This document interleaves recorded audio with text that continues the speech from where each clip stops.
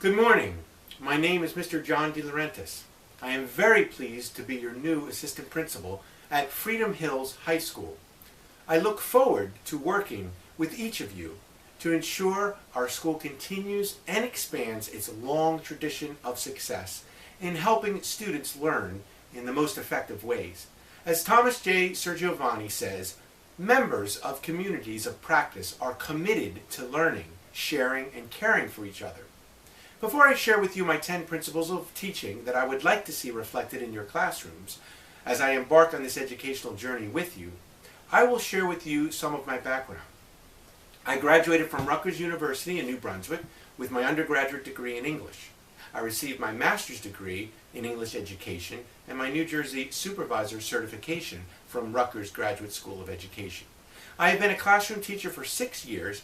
Prior to my entrance into the educational world, I worked in a supervisory position in the corporate business world for 17 years. I am a published author of poetry and have contributed to educational texts. As I now go over my 10 principles of learning, I will be looking for in your classrooms. I will also give you concrete examples from the Danielson model, which our school district has adopted for teacher evaluation.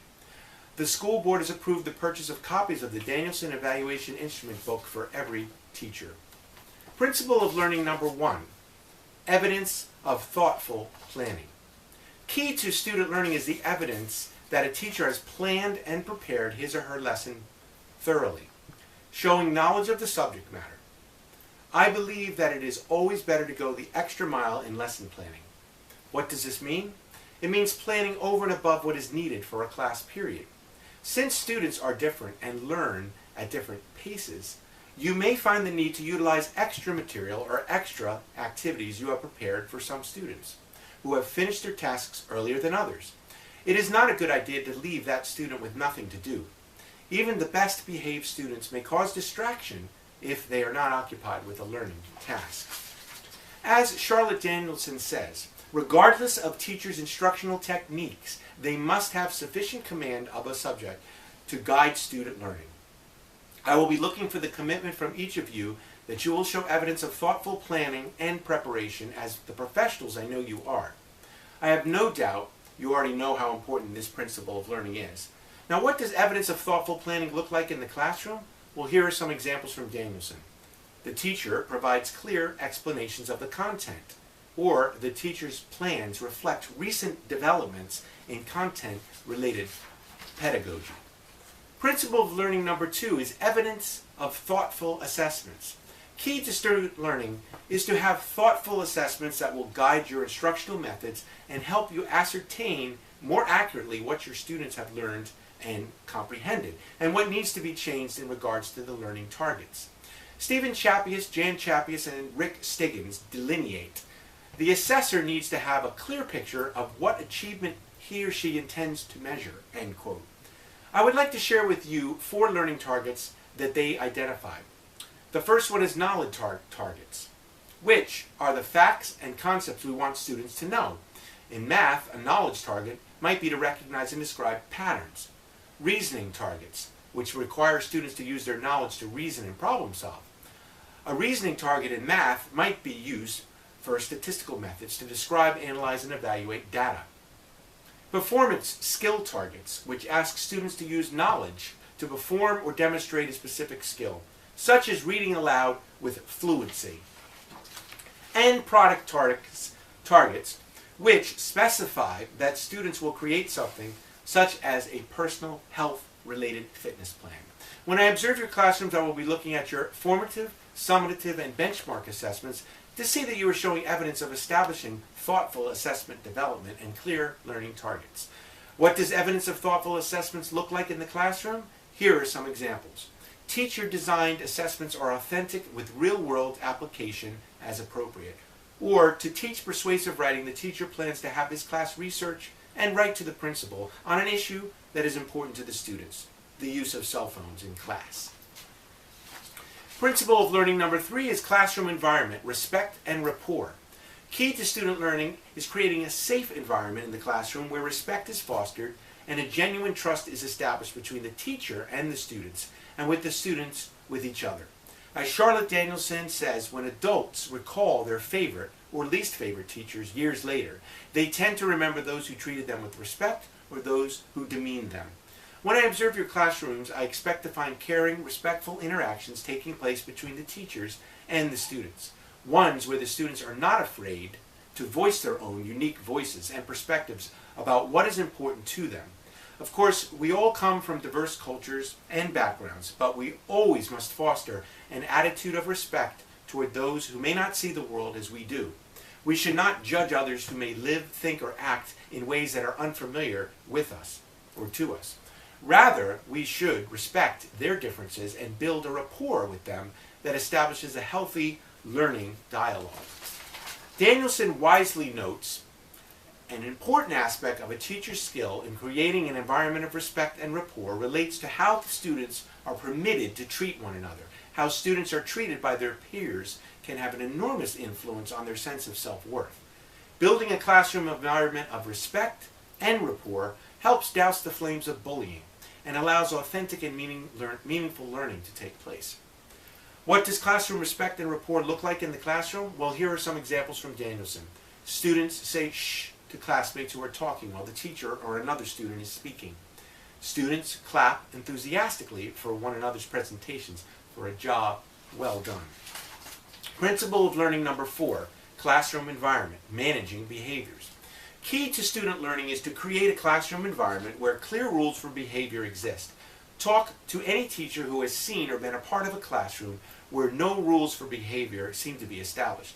Students are sleeping, sneaking into their purses or backpacks to look at their cell phones, eating food, or talking while others are talking. As Charlotte Danielson succinctly puts it, a poorly managed classroom is easy to spot. It is chaotic.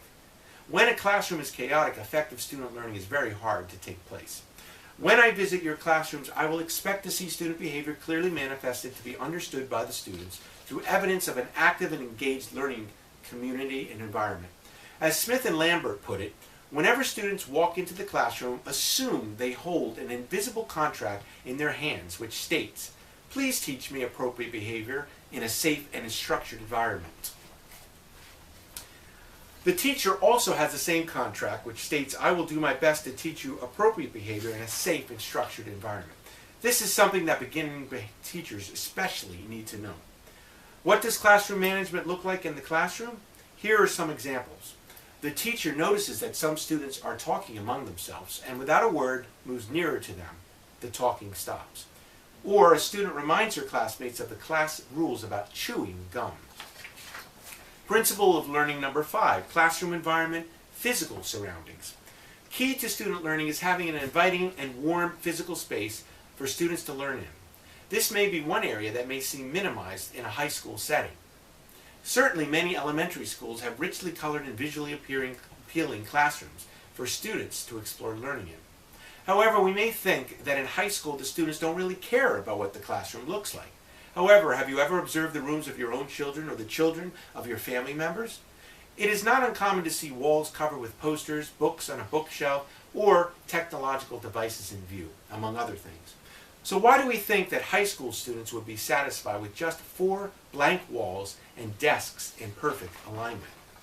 As Danielson wisely says, the physical surroundings can have a material effect on interactions or the structure of activities. When students walk into a classroom with posters of various colors on the wall, desks arranged in a circle one day or a horseshoe another day, computer availability, TV, DVD, audio, equipment permanently in place, or carpet instead of a dull gray floor, of course it helps to create an atmosphere conducive for learning. And when attention is paid to the organization of the classroom, then safety concerns are also addressed. So I encourage you to create that warm, inviting area. The school has a budget for classroom enhancements. Please see me in my office for your requests. What does classroom physical surroundings look like in the classroom? Here are some examples from Danielson. The teacher and the students make extensive and imaginative use of available technology, and the classroom is safe, and all students are able to see and hear the teacher or see the board. Principle of learning 6 is putting students first. Key to student learning is the realization that students differ from year to year and from class to class. Putting students first means teaching must always be variable. As Leela Christenberry points out, effective teachers use a variety of strategies and a range of methods, and they change and refine these over time. I realize in this educational time in history, where there is an increase on high-stakes assessment tests and more attention being placed on data-driven results, that it is hard not to be tempted to teach to the test. As your assistant principal, I want to let you know you have my support to put into practice a variable approach to teaching your students. This means if I observe you one year and then observe you again another year, I should not find you doing the same thing again in the classroom. As students are different, putting them first entails a focus on utilizing the most effective teaching strategies to help each student reach his or her highest potential. We must focus in a contextual way when we respond to individual students and adjust and modify our teaching methods to best ensure successful student learning. What does putting students first look like in the classroom? Well, here are some examples from Danielson. A student asks the teacher for permission to redo a piece of work since she now sees how it could be strengthened. Or the teacher says, let's work on this together. It's hard, but you will all be able to do it well. Principle of learning number 7, encouraging active construction in student learning. Key to student learning is to utilize primarily a constructivist view of teaching, where students engage in the material they are learning, utilizing higher order thinking to connect the concepts and themes to real-life situations. As Sir Giovanni notes, in order for knowledge to be understood and used, students must be involved in its active construction. Learning will have to emphasize solving problems. If we look at the history of instructional methods of teaching in regards to curriculum development theory, we learn how it has changed, oftentimes based on external influences. But I know in our school we are dealing with human beings, and when we are dealing with human beings, there will always be variables. That is why this principle goes hand in hand with the last principle of putting students first. As Swiderski elaborates, high school teachers who incorporate cognitive active learning strategies into their classroom practice should find their efforts rewarded in terms of their students' learning. End quote. What does encouraging active construction in student learning look like in the classroom? Here are some examples. A student asks of other students, does anyone have another idea how we might figure this out? The teacher uses open-ended questions involving students to think and or offer multiple possible answers. Principle of learning number 8, teacher reflection. Key to student learning is a teacher who spends time reflecting on their instructional practice after the lesson has ended, asking key questions such as, how engaged were the students in the group work today? Did I address the questions the students posed in the fullest way possible? What in this lesson plan can be changed to make it more effective? As Danielson explains, by considering these elements in light of the impact they had on student learning, teachers can determine where to focus their efforts in making revisions and choose which aspects of the instruction they will continue in future lessons. A teacher who reflects is a teacher who will be more effective in the classroom in helping students learn. Reflection can take the form of notes jotted down after a lesson, conversations with colleagues, and keeping a daily journal, or looking over student work for evidence of comprehension of the material. What does teacher reflection look like in the classroom? Well, here's some examples from Danielson. The teacher identifies specific ways in which a lesson might be improved. In conversation with colleagues, the teacher considers strategies for grouping students differently to improve a lesson. Principle of learning number 9, communicating with families. Key to student learning is reaching out to the families of students so parents are informed and involved in the teacher's and the school's overall educational vision. As Glickman, Gordon, and Ross Gordon astutely say, teachers should accept parents as essential partners in their children's education. Parents should be welcome at school, not just as visitors, but as part of the school community. I desire that all teachers interact with the parents of their students as often as possible. These interactions should not just be when problems arise. Calls to parents for positive student behaviors are equally important. Letting parents know they are part of the school community is vital. In most cases, parents want success for their children as much as teachers do. Bringing their voice into the community helps strengthen their commitment to the school's vision. Although as teachers you may feel you don't want parents involved with school community decisions, keep in mind this Sir Giovanni quote, discouraging parental involvement in school governance makes for fewer headaches for school people, but disenfranchises the parents. What does communicating with families look like? Well, here are some examples from Danielson. The teacher regularly sends home information about student progress. All of the teacher's communications are highly sensitive to families' cultural norms. And the final principle, professional development. Key to student learning is a teacher who is continually learning. Teachers who are lifelong learners contribute to helping diverse students from diverse backgrounds learn more effectively. How? Because they regularly practice differentiation of instruction and because they regularly keep up to date on the current educational research. As your assistant principal, I want you to know that I am committed to supporting the professional development of all my staff. I want to build into your schedules time for professional learning communities, time for attending helpful workshops out of district, as well as bringing workshops that you would deem valuable to our school. Quoting Glickman, Gordon, and Ross Gordon again, education is a human enterprise. Virtually any experience that enlarges a teacher's knowledge, appreciation, skills, and understanding of his or her work falls under the domain of professional development. My door will always be open to your suggestions for professional development ideas. What does professional development look like? Well, here are some examples from Danielson. The teacher seeks regular opportunities for continued professional development, including initiating action research.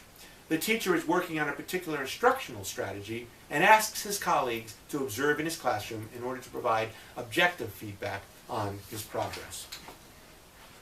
To quote the ancient Greek philosopher Aristotle, education is an ornament in prosperity and a refuge in adversity. And to quote Sir Giovanni, again, this time from 1987, it's not important to do things right unless we are doing the right things. I look forward to a very successful school year and to working with each of you. I thank you for your time and attention.